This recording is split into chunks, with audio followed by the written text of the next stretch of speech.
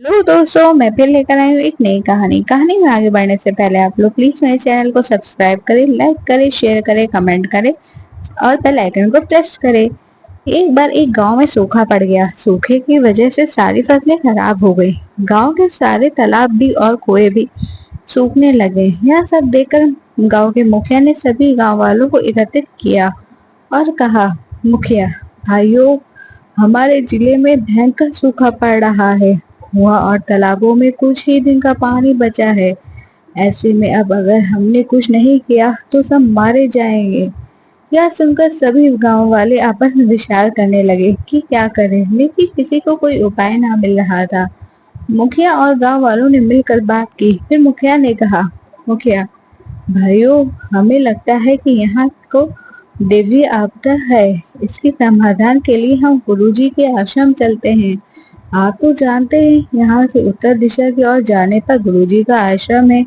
वहाँ जाकर उनसे ही कोई समाधान पूछते हैं। अगले दिन गांव के सभी लोग गुरुजी के आश्रम में पहुंच जाते हैं। वहाँ जाकर देखते हैं कि एक छोटी सी झील के किनारे बहुत से साधु बैठे तपस्या कर रहे हैं। पास ही कुछ साधु हवन कर रहे हैं।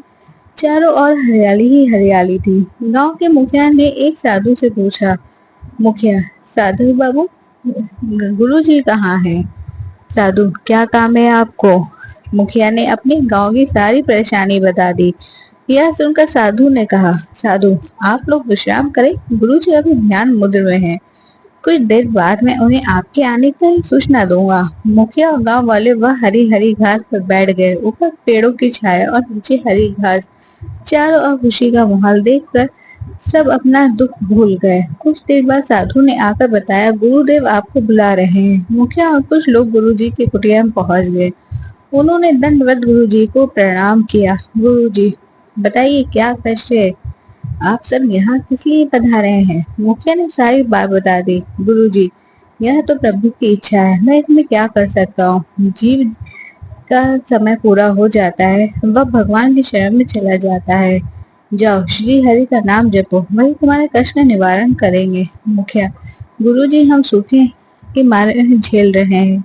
फसलें हमारी नष्ट हो चुकी है। हमारा परिवार भूखों मर रहा है। आप भगवान का नाम जपने की बात कर रहे हैं। ऐसे में भगवान का नाम कैसे जप सकते हैं?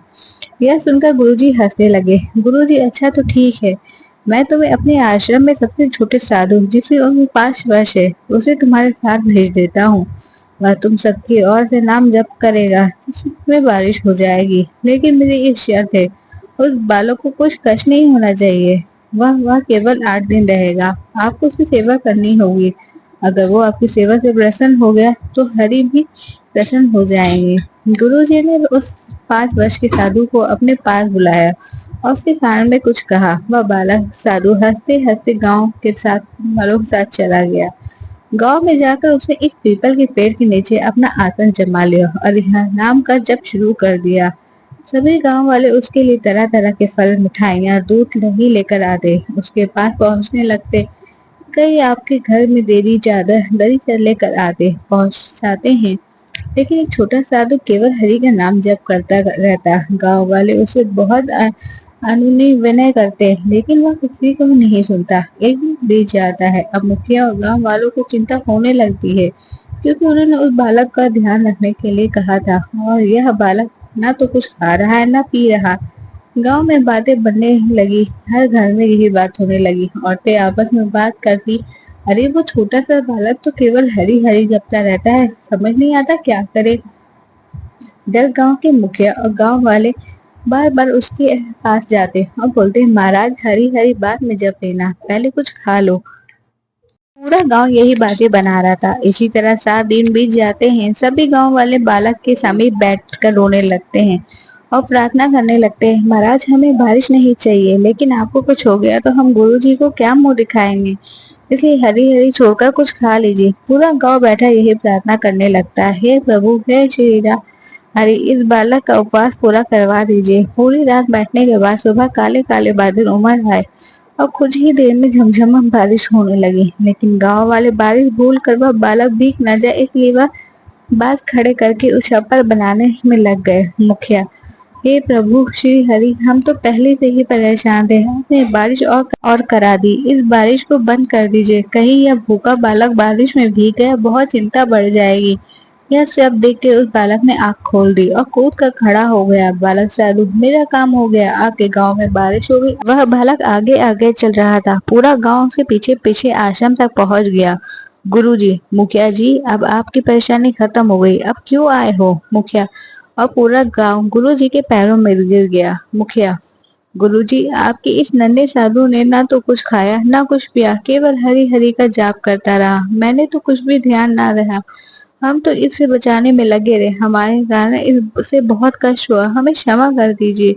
गुरुजी, इस बालक को मैंने ही उपवास करने के लिए कहा था, यह तो कोई कई महीने का उपवास रख सकता है, यह तो केवल 8 दिन ही हुए थे। अब दूसरी बात सुनो, इसकी चिंता में पूरा गांव हरि हरि बोलता रहा, जिसे प्रभु श्री हरि ने तुम्हारी पुकार सुन ली और बारिश हो गई। चाहे तुम इसे बचाने के लिए ही सही, लेकिन खुद भूखे प्यासे रहकर इसकी चिंता में मुंह से हरि हरि बोलते रहे, इससे तुम्हारे सारे पाप नष्ट हो गए। अब जाकर अपना सुख जीवन से जियो। मुखिया, गुरुजी, बात आप हमें समझाना चाह रहे थे, हरि नाम का जाप करो, पर वो इस तरह से समझाएंगे कि बारिश भी बुरी लगने लगी। अब यह पूरा गांव श्री हरि का जप करता रहेगा। जिसे पेड़ के नीचे बैठकर हमारे नन्हे साधु ने जप किया है, वह श्री हरि का एक मंदिर बनाया जाएगा। गुरु जी के आशीर्वाद से सभी लोग गांव वाले वापस आकर श्री हरि का जप करते हुए जीवन बिताने लगे। Thanks for watching.